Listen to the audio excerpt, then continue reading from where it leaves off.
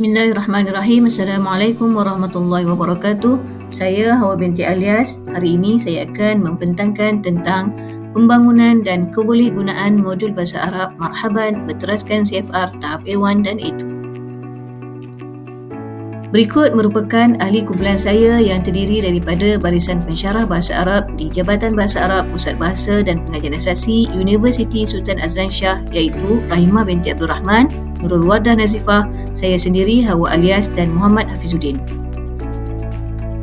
Sebagai pengenalan kepada projek atau produk ini, kami mulakan dengan pengenalan kepada The Common European Frameworks of Reference atau lebih dikenali sebagai CFR. Kerangka CFR merupakan sebuah kerangka yang memfokuskan kepada 4 kemahiran bahasa utama, iaitu mendengar, bertutur, membaca dan menulis, di mana 4 kemahiran ini diintegrasikan secara komprehensif dalam proses pengajaran dan pembelajaran. Selain itu, kerangka CFR ini juga menerapkan kaedah penilaian penguasaan bahasa berdasarkan tahap tertentu serta bersifat fleksibel dalam aspek pelaksanaannya. Bertitik tolak daripada saranan kerajaan dan kerangka yang standard ini, Universiti Sultan Azlan Shah USAS telah mengorak langkah dalam membangunkan 2 modul bahasa Arab berjudul Marhaban berteraskan standard CFR bagi tahap A1 dan A2. Dibangunkan dengan menggunakan model reka bentuk AD yang melibatkan 5 fasa, iaitu analisis, reka bentuk, pembangunan, pelaksanaan dan penilaian. Oleh itu, objektif utama penilaian ini dibuat adalah bagi menguji dan menilai kebolehgunaan modul tersebut dalam PDP Bahasa Arab di USAS. Terdapat 8 ciri-ciri menarik modul yang telah dibangunkan ini, iaitu yang pertama, modul ini dibangunkan berpandukan ke kerangka CFR dan dibantu oleh mereka yang pernah terlibat secara langsung dengan CFR seperti Prof. Dr. Rosni bin Abu Samah.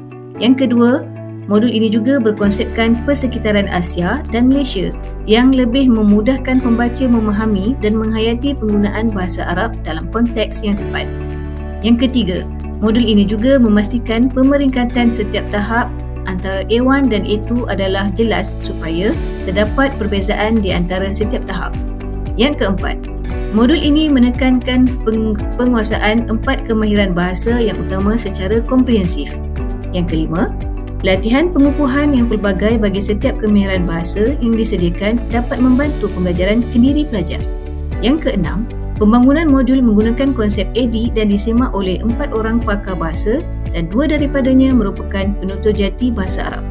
Yang ketujuh, gambar dan ilustrasi yang menarik serta berwarna dapat membantu dalam penguasaan kosakata tanpa bantuan terjemahan langsung.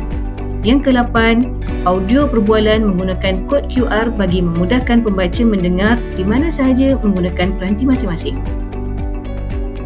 Rajah ini pula menunjukkan kerangka proses penyediaan modul yang melibatkan kerangka CFR sebagai panduan utama dan kaedah pembangunan modul AD digunakan dalam pembangunan modul.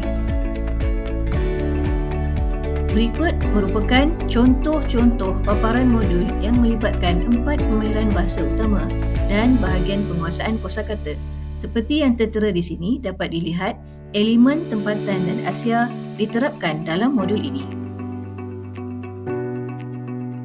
Proses pembangunan modul menggunakan pendekatan model AD yang melibatkan 5 proses, iaitu menganalisis, mereka bentuk, membangunkan, melaksana dan menilai. Proses yang pertama iaitu proses analisis keperluan, di mana kami berpandukan kepada saranan kerajaan ke arah implementasi kerangka CFR, kajian literatur sedia ada, teori PDP, semakan kurikulum sedia ada. Seterusnya, proses yang kedua iaitu proses susun, strategi dan penyediaan, di mana kami telah melantik pakar penasihat modul dan pasukan yang akan membangunkan modul. Dan beberapa siri bengkel penyediaan bahan. Seterusnya, membuat perbandingan modul CFR sedia ada dan juga familiarization kepada semua ahli pasukan. Seterusnya, kami bergerak kepada proses yang ketiga iaitu proses pembangunan, kesahan dan penambahbaikan, di mana kami telah mengadakan beberapa siri bengkel pembangunan dan pemurnian, melaksanakan semakan dalaman dan semakan daripada penasihat modul dan membuat penambahbaikan terhadap semua tindakan tersebut. Seterusnya, kami bergerak kepada proses yang keempat iaitu proses pelaksanaan, di mana kami telah melaksanakan kajian rintis, kajian lapangan yang menguji persepsi pengguna yang terdiri daripada pelajar dan pensyarah dan membuat penambahbaikan terhadap semua tindakan tersebut.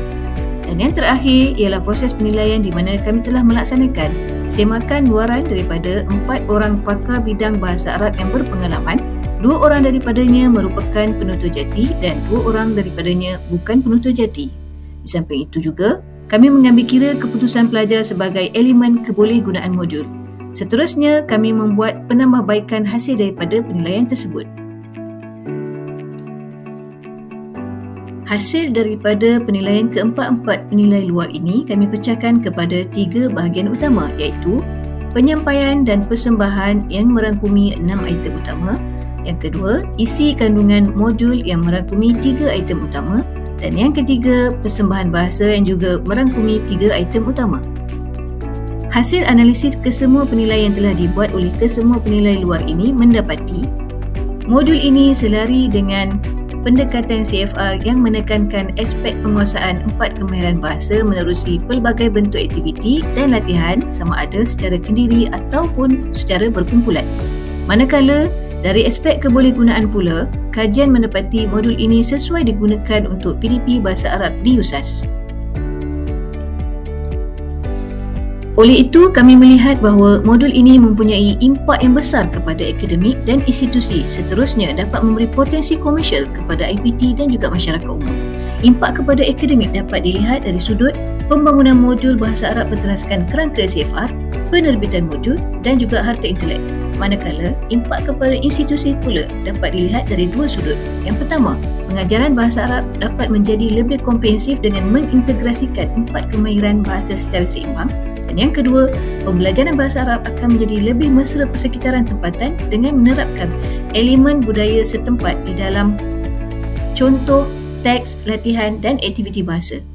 Seterusnya, potensi komersial dilihat dari sudut 2 pihak yang berbeza, iaitu institusi pengajian tinggi dan juga masyarakat umum. Bagi institusi pengajian tinggi, modul ini dilihat dapat digunakan dalam proses pengajaran dan pembelajaran bahasa Arab berteraskan standard CFR tahap A1 dan A2 yang lebih mesra persekitaran tempatan. Manakala, bagi masyarakat umum pula, modul ini boleh digunakan untuk pembelajaran kendiri kerana ia dilengkapi dengan rakaman, kod QR, gambar dan juga infografik. Itu sahaja daripada kami. Syukran jazilan.